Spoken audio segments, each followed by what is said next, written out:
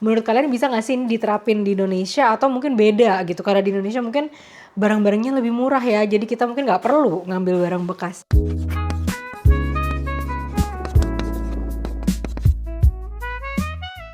Halo teman-teman, semoga kalian dalam situasi yang baik, sehat, banyak rezeki hari ini. Jadi hari ini aku mau ngajak kalian jalan-jalan dan juga mengenal sedikit adanya budaya second hand atau budaya barang bekas ya di Denmark. Dan sebagai orang dari Indonesia, kayak hampir seluruh hidupku tuh aku tinggal di Asia gitu ya. Budaya barang bekas tuh bukan sesuatu yang besar lah di budaya kita, bukan sesuatu yang lazim. Jadi biasanya kalau kita mau beli barang ya kita beli barang baru. Kalau sesuatu udah rusak ya dibuang, beli barang baru. Tapi sejak aku pindah ke Denmark, aku sadar kalau ternyata di sini tuh ada budaya yang beda banget dengan cara memperlakukan barang dan juga cara membeli barang-barang. Contohnya di Denmark itu mereka terbiasa untuk jual beli barang-barang second hand, barang-barang bekas gitu ya. Dan ini nggak cuma dari budaya masyarakatnya, tapi juga memang ada di sistem di negaranya.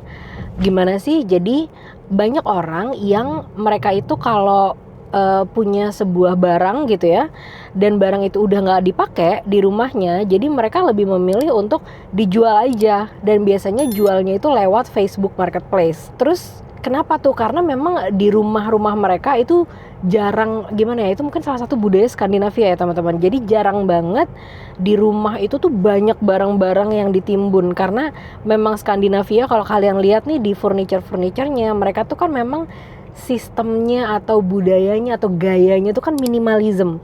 Jadi nggak terlalu banyak barang, dia cuma pakai apa yang dibutuhin aja gitu. Nah, jadi kalau memang udah nggak dipakai, mereka bisa dijual teman-teman. Dan itu mulai dari furniture, alat-alat dapur, baju, sepatu, sepeda, barang-barang bayi misalkan, itu juga banyak banget yang dijual di Facebook Marketplace gitu. Itu satu ya. Kedua, di Denmark sendiri atau di Skandinavia biasanya kualitas dari barang-barang mereka tuh memang bagus gitu. Jadi barang-barang mereka tuh memang dibuat untuk bisa bertahan bertahun-tahun. Dan bahkan banyak banget barang-barang dari kayak desainer gitu-gitu yang memang mereka itu memang bisa tahan 20-30 tahun, kayak kursi-kursinya gitu. Dan justru saat sebuah furniture itu jadi jadi udah lama, jadi antik gitu ya, itu juga kadang-kadang malah menjadi kayak nilai tambah sendiri gitu, jadi unik, jadi gaya baru gitu. Jadi mulai dari baju yang vintage, furniture juga bisa kayak gitu. Terus faktor ketiga juga karena memang harga barang-barang di sini tuh mahal ya teman-teman. Jadi Denmark, negara-negara Skandinavia itu biasanya mereka kan memang salah satu negara yang lumayan paling mahal nih di dunia. Kenapa tuh mahal? Satu, karena memang kualitas dari barangnya. Kedua, di sini mempekerjakan orang itu mahal sekali harganya. Makanya kalau misalkan kita bilang nih, oh di negara-negara Skandinavia itu orang itu gajinya tinggi-tinggi ya, hidupnya tuh enak-enak. Nah, ada konsekuensi dari sana. Jadi karena perusahaan itu harus bayar mahal, semua orang harus hidup layak, harus punya liburan, harus bisa cuti melahirkan selama 6 bulan atau setahun dan lain sebagainya. Konsekuensinya adalah ya hasil-hasil produknya juga lumayan mahal gitu. Jadi itu ya, ditambah lagi pajak di sini itu sangat tinggi teman-teman. Jadi kalau kita beli sebuah barang itu pajaknya bisa 25% dari pembelian barang tersebut ya. Jadi harganya mahal, barang-barang memang gajinya juga tinggi ya di sini, tapi biaya hidupnya juga tinggi juga sama seperti gajinya gitu. Jadi untuk beli barang-barang second hand itu lumayan keputusan yang ekonomis nih teman-teman, karena dibanding kita beli barang baru yang mungkin kualitasnya nggak akan terlalu beda jauh dengan second hand, karena kan di situ ditulis nih kualitasnya itu apakah seperti baru ataukah kualitasnya udah ada yang misalkan ada yang rusak-rusak atau dan lain sebagainya, itu biasa dituliskan kualitasnya. Nah tapi harganya lumayan, kalau kita beli second hand bisa lebih murah setengah dari harga aslinya atau pokoknya jauh lah gitu lebih murahnya. Jadi ini juga secara keputusan ekonomi itu juga lebih menguntungkan. Terus di sini tuh nggak ada stigma kalau kamu pakai barang bekas itu berarti kamu miskin ya gitu, atau ini berarti kamu nggak mampu ya. Justru malah enggak. Justru stigmanya itu ya normal-normal aja untuk orang beli barang bekas. Dan tuh alasan lainnya lagi nih, ada alasan keempat apa alasan kelima tuh, yaitu adalah mengenai lingkungan. Jadi orang-orang di Skandinavia atau di Denmark, mereka itu kan sangat peduli dengan lingkungan ya teman-teman.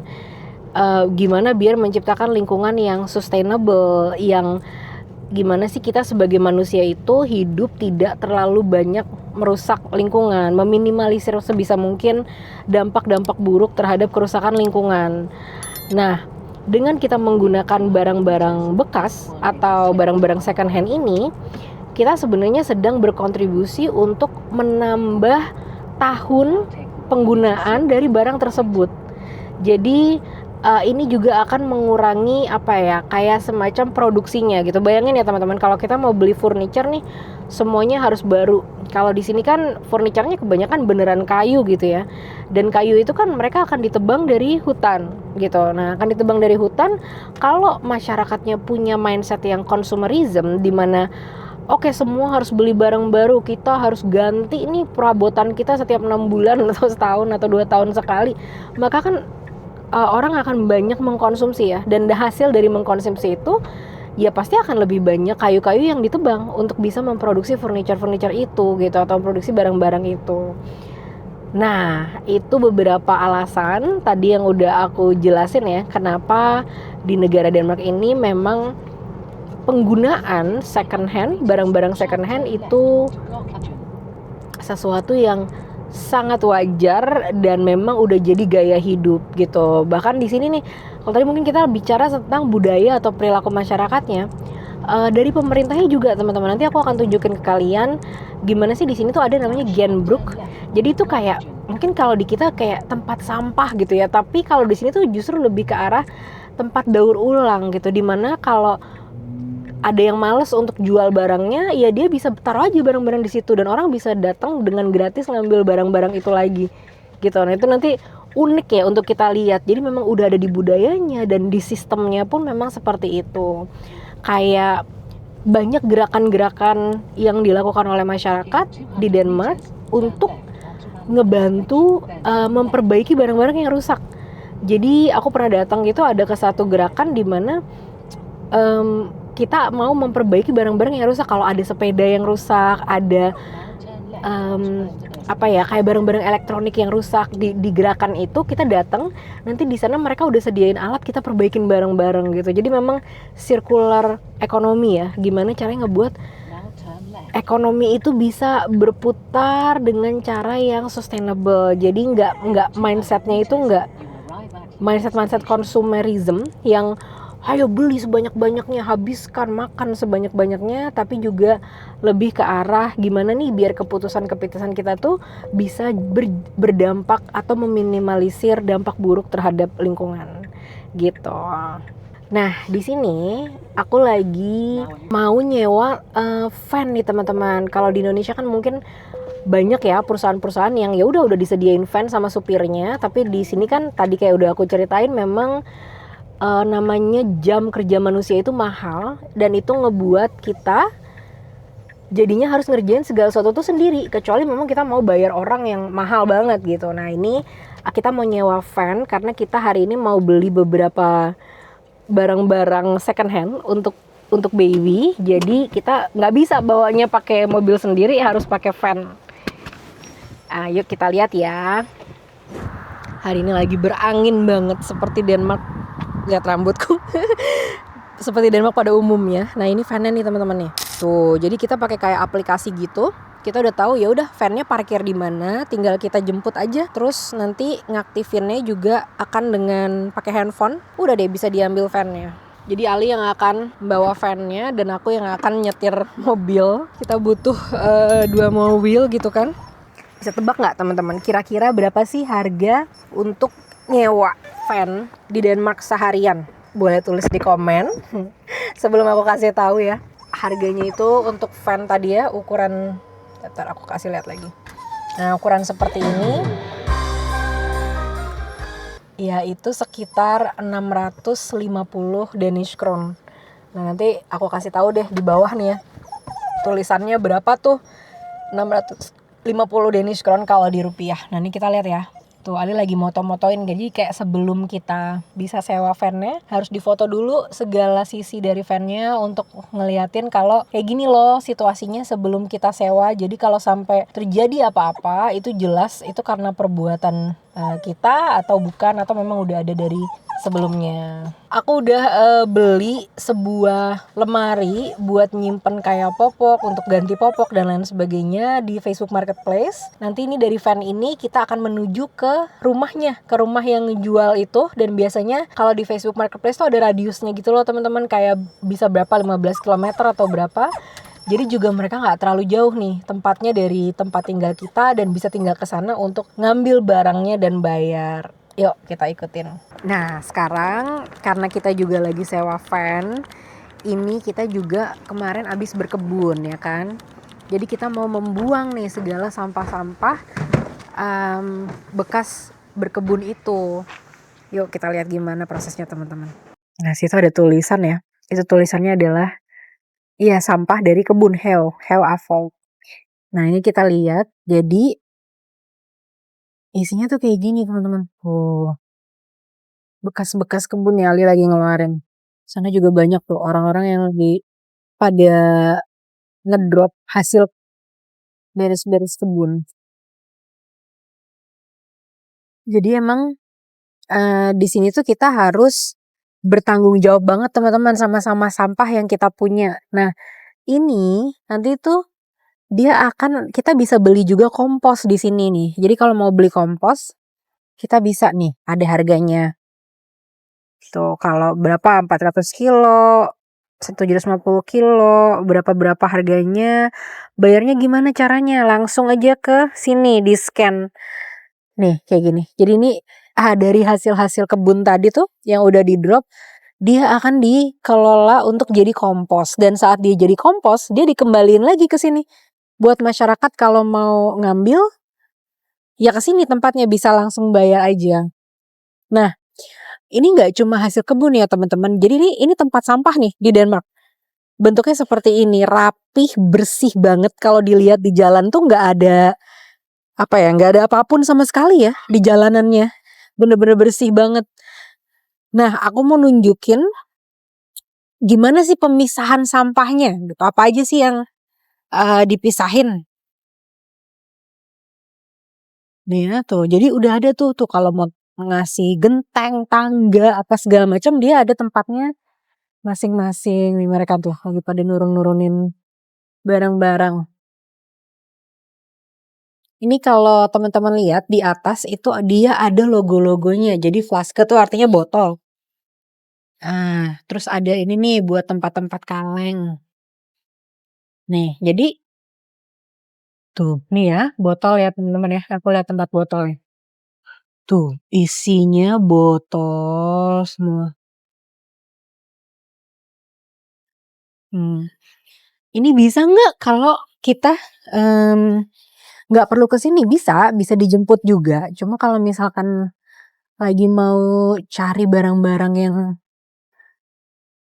dalam jumlah banyak gitu, kita bisa nganterin sendiri. Nah ini tembaga dan metal. Dia ngajarin nih. Kalau tembaga dan metal apa aja sih yang boleh? Barang-barang apa aja yang boleh? Barang-barang apa aja yang nggak boleh dimasukin ke sini? Lihat ya isinya tuh. Ini tembaga dan metal. Dan anehnya tuh teman-teman sama sekali nggak bau di sini. Jadi bersih banget nih. Ini adalah buku-buku, kertas. Jadi emang masyarakatnya itu punya tanggung jawab yang besar gitu ya, untuk memastikan ya mereka memang bertanggung jawab terhadap sampahnya masing-masing. Ini adalah pembuangan sofa nih teman-teman. Tuh isinya ada sofa-sofa yang mungkin udah rusak gitu ya. Nah Di sini, ini kan tadi ya, Brook gitu. Di sini tuh banyak barang-barang nih yang misalkan orang udah nggak mau pakai, tapi dia tuh kondisinya masih bagus gitu, masih bisa dipakai lagi.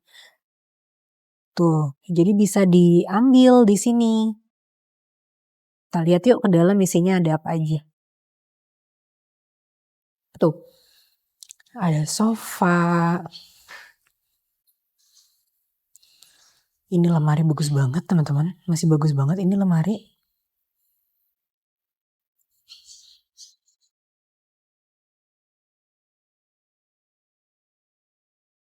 Wah, ini bisa aku bawa lagi nih, bawa pulang. Buat menyusui. Nih, ini bola buat anak kecil masuk ke dalam. Mereka bisa dikasih ini apa namanya, bola-bola itu loh, kayak mandi bola gitu. Tuh, ada rak-rak kayak gini. Tempat TV, lihat tuh. Masih bagus itu, masih bisa dipakai banget. Nih, kursi-kursi makan. Menarik banget. Kaca. Nah, ini barang-barang yang kalau mau apa ya teman-teman kayak renovasi gitu tuh, ada wastafel, pintu. Oh, kita lihat nih barang-barang elektronik. Ada barang apa aja? Oh, ada speaker di sini. Otopet tuh.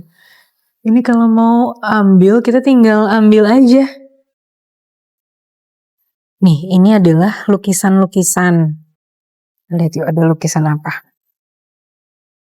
Oh nih, IKEA gitu deh. Lukisan-lukisan IKEA tuh.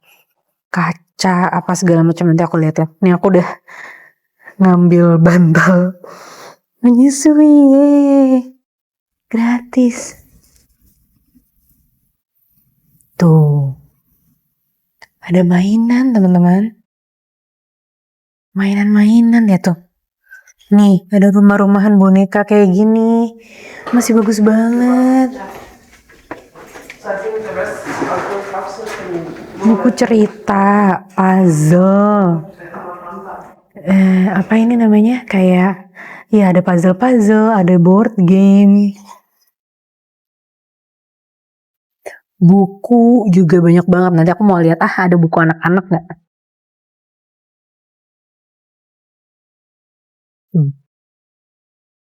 Ada vas-vas bunga. Nih.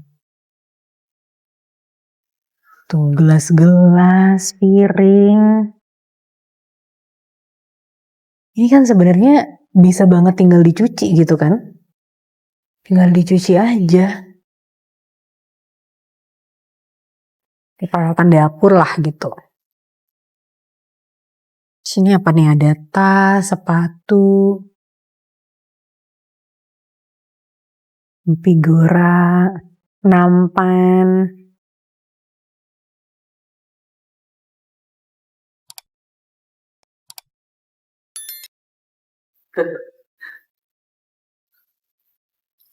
Tuh, ada sofa sebagus itu tuh. Ini kalau mau dicuci masih bisa, mau diganti masih bisa nih temen. Gitu tuh. Jadi kita kalau mau beli barang bisa mulai dari kayak tadi tuh beli di Facebook Marketplace, atau kita ambil aja di tempat-tempat kayak gini. Dan ini di setiap komunitas atau di setiap kecamatan tuh ada gitu loh. Nah, di sini malah lebih banyak lagi nih teman-teman, lihat deh. Ada kursi-kursi makan, ada sofa nih, masih bagus banget loh sofanya.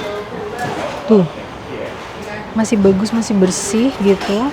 Jemuran tuh, selimut. Di baliknya ini ada sofa nih, ada kursi kantor bisa diambil. Kaca, piring-piring, gelas.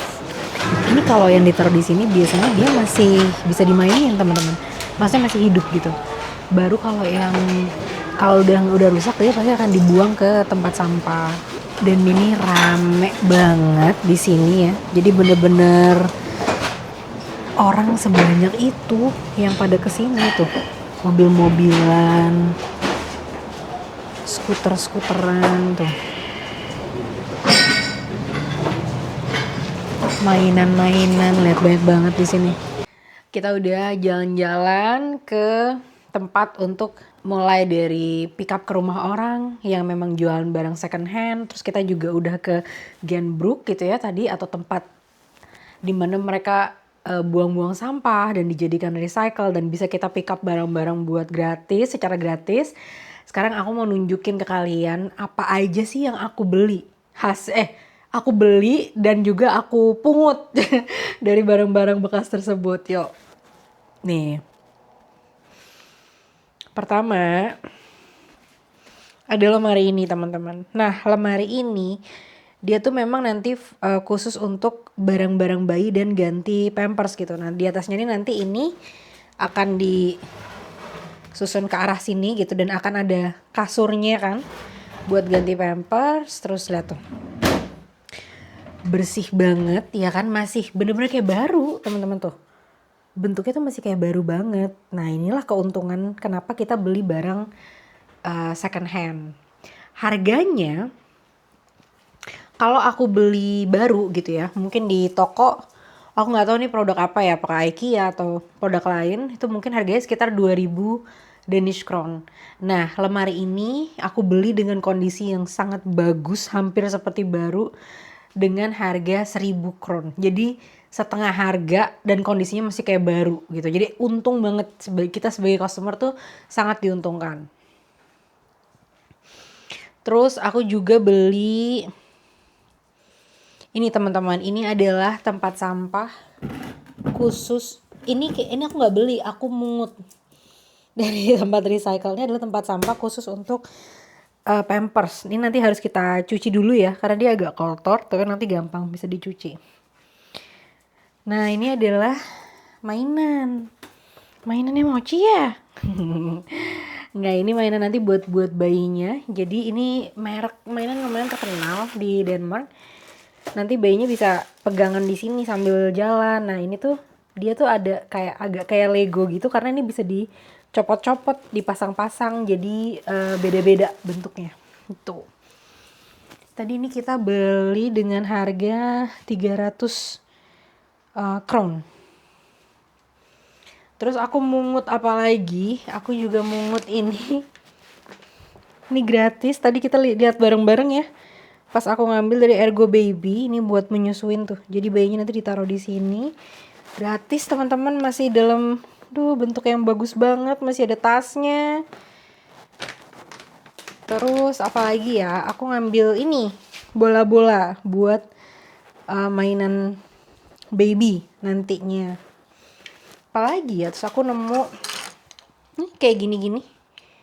Ini juga for free dan masih bagus banget bentuknya, nggak ada lecet-lecet, bahkan masih bersih banget. Nanti mungkin ini akan aku cuci lagi gitu deh teman-teman, pengalaman untuk belanja dan mungut barang bekas di Denmark. Dan mungkin kalian udah dapat gambarannya sedikit tentang gimana sih budaya barang bekas gitu, menggunakan barang bekas di Denmark yang sangat lazim dipakai di sini. Nah, menurut kalian gimana sih tentang budaya barang bekas ini? Kalian mau nggak beli atau ngambil barang-barang bekas kayak di sini gitu? Dan menurut kalian bisa nggak sih diterapin di Indonesia, atau mungkin beda gitu? Karena di Indonesia mungkin barang-barangnya lebih murah ya, jadi kita mungkin nggak perlu ngambil barang bekas. Taruh komentarnya di komen ya. Dan jangan lupa please subscribe, like, atau komen kalau kalian suka dengan video aku, biar aku makin semangat untuk bikinnya. Sampai jumpa teman-teman.